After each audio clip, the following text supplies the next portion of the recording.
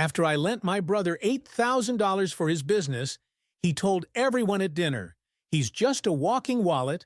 Let's toast to free money." I raised my glass and said, "Enjoy it while it lasts." A year later, I pulled off something they never expected. Now they're at my door. "Please, give us another chance." So I've always been the responsible one in my family. You know the type. The guy who has his shit together while everyone else is living paycheck to paycheck and constantly borrowing money they never intend to pay back. Not that I'm perfect with money or anything. Far from it. But I at least know how to save and not blow everything on stupid shit the moment my paycheck hits. Anyway, my brother Carter, 33M, has always been the golden child. Mom and Dad's favorite since day one. While I, 32M, was busting my ass, Carter was always coming up with these million-dollar ideas that never went anywhere. But my parents, they ate that crap up like it was gospel. Marilyn and Edward, my folks, would always tell me how I should be more like Carter. More ambitious, more willing to take risks. Yeah, risks with other people's money. Well, about a year and a half ago, Carter came to me with his latest brilliant business plan, some kind of subscription box service for pet owners. Whatever. The details don't matter because, spoiler alert, it failed like all his other ventures. But at the time, he made it sound foolproof. He had spreadsheets, people. Like that's all it takes to convince me. But here's the thing. I was in a good place financially, had just gotten a nice tax return. And TBH, a small part of me thought maybe this time Carter had actually figured his shit out. So when he asked for $8,000 as a temporary loan to get things off the ground, I reluctantly agreed. $8,000. That's not pocket change. That's not $20 for gas. That's serious money that took me time to save. The agreement was simple. He'd pay me back within a year, with 5% interest. We even wrote it down. I'm not a complete idiot. But I didn't make him sign anything official because, well, he's family. First mistake right there. Fast forward 3 months. Carter's business is supposedly doing amazing according to his Instagram posts. He's buying new equipment, renting office space, the whole 9 yards. Meanwhile, I haven't seen a dime of repayment, not even a token amount to show good faith. But whatever. It hadn't been that long, right? So my parents decide to host this big family dinner. Everyone's there. Aunts, uncles, cousins, my other brother, Zachary. Mom made her famous pot roast. Dad was pushing his home-brewed IPA on everyone. Normal family stuff. After dinner, Carter stands up and wants to make a toast. At first, I'm thinking he's going to say something about his business success and maybe acknowledge my help. Nope. Instead, he raises his glass, looks directly at me, and tells everyone I'm just a walking wallet and they should all toast to free money. Free money. As if I just gave him $8,000 with no expectation of seeing it again. And the worst part? Everyone laughed. My own parents were chuckling. Cousin Charlene was practically snorting wine through her nose. Even Zachary, who I thought was on my side, had this stupid smirk on his face. In that moment, everything became crystal clear. They all saw me as the family ATM. The sucker who would always bail everyone out while they lived their dream lives without consequences. I didn't make a scene. Not my style. I just raised my glass, looked Carter dead in the eyes, and said he should enjoy it while it lasts. Nobody picked up on my tone. They all thought it was part of the joke. That night, lying in bed, I couldn't sleep.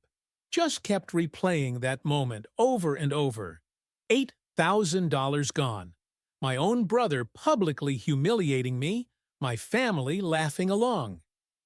And this wasn't the first time I'd helped them out. 3 years ago, I paid for Mom's emergency dental work. $2,000. Last Christmas, I covered Dad's property tax shortfall. $1,500. I even helped Zachary with his car repair last summer. 900. None of them ever pay me back. It's just expected that I'll foot the bill because I'm doing well. But am I really? I drive a 10-year-old Hyundai. I live in a modest apartment. I don't take fancy vacations or buy designer clothes. I'm just careful with my money, and somehow that makes me the family bank. Well, not anymore. That dinner changed everything. They think I'm a walking wallet? Fine. Let's see how they manage when the wallet closes. I spent the next few days making a plan. Nothing dramatic or illegal. No need to go scorched earth immediately. This would be a slow burn. First, I transferred all my savings to a new account at a different bank. Then I documented every single dollar I'd ever loaned to family members. The total made me want to throw up. Over $23,000 over the past 5 years. $23,000! Then I set up automatic replies to text messages asking for money. Nothing obvious, just things like, sorry, tight this month, or just paid some big bills, can't help RN. Started declining calls when I knew they'd be asking for cash. Made myself suddenly very busy whenever family financial emergencies came up. But the real revenge, that was still brewing. I needed it to hurt. Needed Carter to feel what it's like when your own family sees you as nothing but a resource to be drained. 2 weeks after the dinner, Carter texted asking for another $3,000 to expand the business. Said it was going so well, he needed to scale up. I left him on read for 3 days before responding that I was having my own financial issues and couldn't help. He sent back just K with no further questions about my financial problems, telling. A month later, Mom called saying Carter was struggling with some business expenses and asked if I could help out the family. I told her I'd already helped, to the tune of $8,000, and was still waiting to see any of it back. She said I was being petty and that family helps family. I asked if that philosophy applied to everyone or just me. She hung up. By this point, my anger wasn't cooling off. It was crystallizing into something harder, more focused. Every dismissive text, every entitled request just reinforced what I already knew. They saw me as nothing but a piggy bank to be smashed open whenever they needed cash. So I started phase 2 of my plan. I set up a detailed spreadsheet tracking every penny Carter owed me, with interest compounding daily. I set calendar reminders to text him the updated total every week. I followed his business social media accounts and watched for signs of financial strain. And boy, did they start showing up. His posts got less frequent. The professional photos were replaced with iPhone shots. The office he'd been so proud of. Suddenly, all his posts were from his apartment. The team he'd hired was nowhere to be seen. Meanwhile, I started my own financial glow-up. Not because I'm some money genius, but out of pure spite. Started meal prepping instead of ordering takeout. Canceled subscriptions I barely used. Put every extra dollar into investments. Met this amazing girl, Kelsey, who actually has her financial shit together too. 6 months after the walking wallet incident, Carter's business was clearly on life support. His girlfriend Charlene's Instagram went from daily Starbucks selfies to posts about embracing minimalism and finding joy in free activities. Translation, they were broke. And through it all, I didn't say a word about money to anyone in the family, just watched and waited. Because the best revenge isn't going to be anything I actively do to Carter. It's going to be what happens when he and the rest of them realize that their safety net, their walking wallet, has finally grown a spine. This is just the beginning. The real fallout is still coming. And when it does, I'm going to enjoy every second of it. Update. Hey Reddit, so remember me? The walking wallet guy whose brother borrowed $8,000 freaking dollars, then publicly mocked me at a family dinner? That post kinda blew up more than I expected. Figured I owed you all an update since things have evolved? Buckled up, because karma is finally making its rounds. It's been just over a year since that dinner, and honestly, watching my plan unfold has been the most satisfying experience of my adult life. Not gonna lie. So after I decided to close the Bank of Reed, I didn't make some dramatic announcement or anything.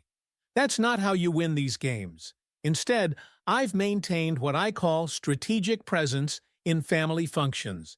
Still show up to birthdays, still send the obligatory holiday texts. I just don't bring my checkbook anymore. The first few months were pretty uneventful. Carter's pet subscription business was apparently thriving, according to his endless LinkedIn humble brags. Although anyone with half a brain cell could see the cracks forming, his girlfriend Charlene went from posting daily TikToks about their entrepreneurial journey to suddenly being very quiet online. Interesting how that happens when things start tanking. Meanwhile, I've been playing the longest game of financial chicken ever. Every time Carter or my parents reach out, it's always the same script. First comes the small talk, then the subtle mentions of business challenges or temporary cash flow issues. Then finally, the ask. And every single time, I respond with some version of sorry, can't help right now. The best part? I've been documenting everything. Every text, every Venmo request, every guilt trip voicemail from my mom about how I'm abandoning family in their time of need. It's all saved in a folder on my phone labeled The Audacity. Yeah, I know that meme is dated now, but it fits. Around month 4 after implementing my plan, the first real test came. Carter's car broke down. Transmission issues. Usually this would be an automatic $2,000 from me to fix it. This time, I sent him the name of the mechanic I use. Just the name, nothing else. He called me 3 times that day, and I let it go to voicemail each time. Eventually, he texted asking if I could spot him the repair costs. I waited 6 hours to respond. Was actually just watching a whole season of that reality show about people living in the wilderness, but he didn't need to know that. Then I just sent back. Budget's tight this month. Try one of those crowdfunding sites? The explosion of angry texts I got back would have made a sailor blush. Apparently, I was selfish, heartless, and, my personal favorite, not being a team player. The team? What team? The team where I pay for everything and everyone else just exists? By month 6, Carter's thriving business was clearly on life support. Their Instagram went from daily posts to maybe once a week. The fancy packaging he'd shown off was replaced with basic brown boxes. His girlfriend Charlene had suddenly started posting about her new opportunities in direct sales. Spoiler, it was one of those MLM skincare things. Then came the real bombshell. My cousin Zachary reached out to grab drinks one night. Hadn't really hung out with him one-on-one in years. Turns out, Carter and my parents had been hitting him up for loans since I turned off the money tap. Zachary wanted my advice on how to say no without causing family drama. The irony was too much. I showed him my spreadsheet tracking all the money I'd loaned to family members over the years. His jaw literally dropped when he saw the total, $37,000 in change if you're curious. Zachary had no idea I'd been bankrolling everyone for so long. We ended up having 3 more beers than planned, swapping stories about financial guilt trips from the family. Turns out, I'm not the only one who's been manipulated, just the one who gave in the most. Around month 8, I did something that really accelerated my revenge plan. I sent Carter a formal repayment request for the $8,000 with a detailed breakdown of the accumulated interest. I even used one of those invoice generator sites to make it look official. Included payment terms, late fees, the whole 9 yards. His response? A laughing emoji. That's it, a fucking laughing emoji. So I stepped things up. Every Monday morning at exactly 9 a.m., I started sending him an updated invoice with the interest recalculated. Never said anything else in the email. No angry messages, no threats, just the cold, hard numbers showing what he owes me, growing larger each week. My parents caught wind of this and went ballistic. Got a call from my dad saying I was being petty and needed to let it go because Carter's going through a rough patch. I asked if Carter going through a rough patch was somehow my financial responsibility. That didn't go over well. Mom tried the emotional angle next.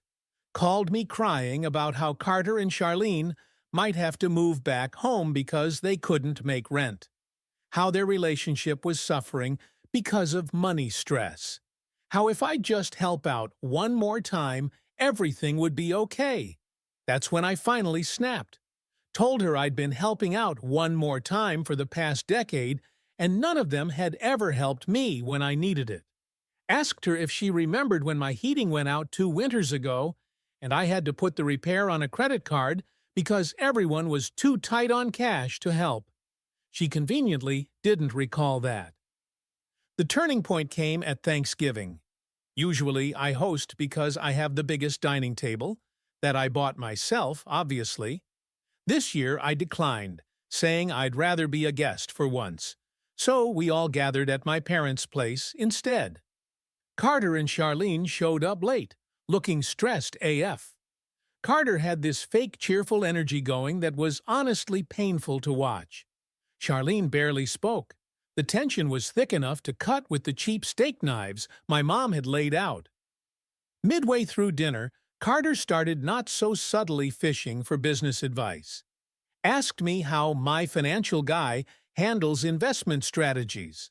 I don't have a financial guy. I just don't blow my money on stupid shit. But I played along, talking vaguely about diversification and emergency funds while making direct eye contact. Then my dad tried to play mediator, suggesting that since it was Thanksgiving, maybe we could clear the air about this money situation. That's when I decided it was time to drop the bomb I'd been saving. I pulled out my phone, opened up my banking app, and slid it across the table.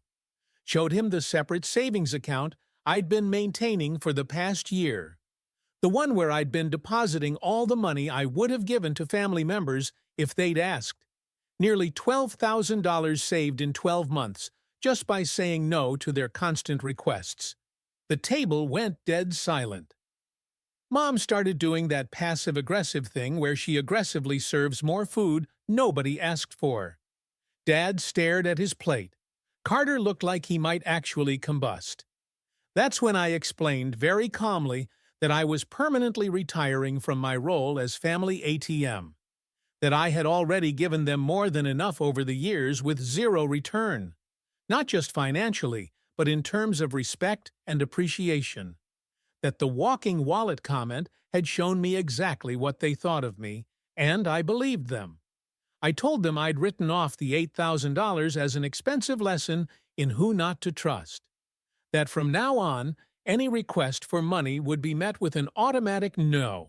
That I was done being taken advantage of by people who were supposed to love me unconditionally. The aftermath was nuclear. Carter stormed out, taking Charlene with him. Mom cried. Dad tried to lecture me about family duty, until I reminded him that duty goes both ways. It's been about 2 weeks since that dinner, and things have escalated even further. Carter's business officially folded last week. Saw him posting on Facebook about exciting new chapters and other corporate buzzword BS people use when they've failed. My parents have been blowing up my phone, alternating between guilt trips and anger. But here's the wildest part. Yesterday, I noticed Carter had removed all his social media profiles. Complete digital vanishing act. Then I got a text from Zachary saying Carter and Charlene had moved out of their apartment with no notice. Apparently, they left owing 2 months back rent. I'm starting to think my revenge plan worked almost too well. But you know what? I don't feel bad. Not even a little bit. I'm sleeping better than I have in years. Kelsey and I are talking about moving in together. My savings account is healthier than it's ever been. The family ATM is permanently closed for business, and it feels fucking great. Security ended up escorting them out, Carter shouting about blood being thicker than water the whole time. Ironic coming from the guy who saw me as nothing but a walking ATM for years. But here's where it gets truly wild. 3 days ago, almost exactly 2 years since the walking wallet incident, I came home from the gym to find my entire family camped outside my apartment. Mom, Dad, Carter, Charlene, Aunt Carol, Uncle Edward, even cousins I haven't spoken to in years. It was like some bizarre intervention in reverse. They'd all decided that I needed to stop holding a grudge and help the family heal. Mom had printed out old family photos. Dad kept talking about forgiveness being strength, not weakness.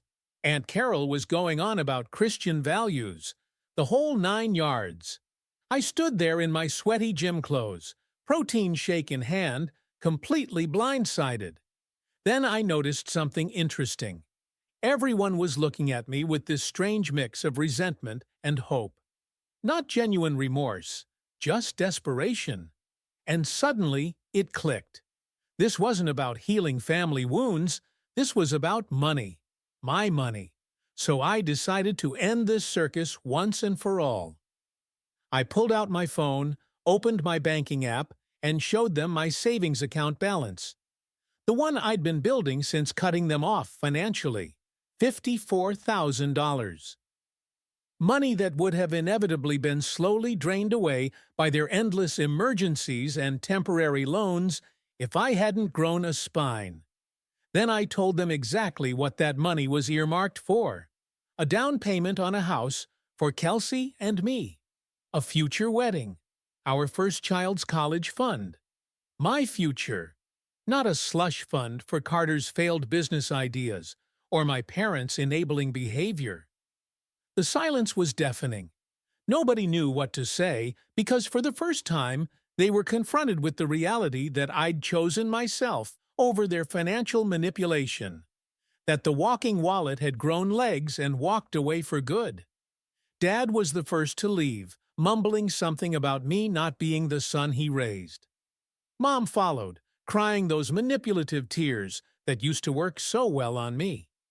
The rest trickled away until only Carter remained, staring at me with this weird mix of hatred and envy. Before he left, he said something that actually made me laugh, that I'd regret this when I needed family most, as if they'd ever been there when I needed them. So, here we are, 2 years after that fateful dinner toast. My family is in financial ruin of their own making. I'm thriving with a partner who respects my boundaries and shares my values about money. The karmic justice has been served ice cold. Do I miss having a family sometimes? Yeah, occasionally, but I don't miss being used. Don't miss the one-way relationships. Don't miss being the only adult in the room. I finally realized that sometimes cutting toxic people out isn't just self-care. It's self-preservation.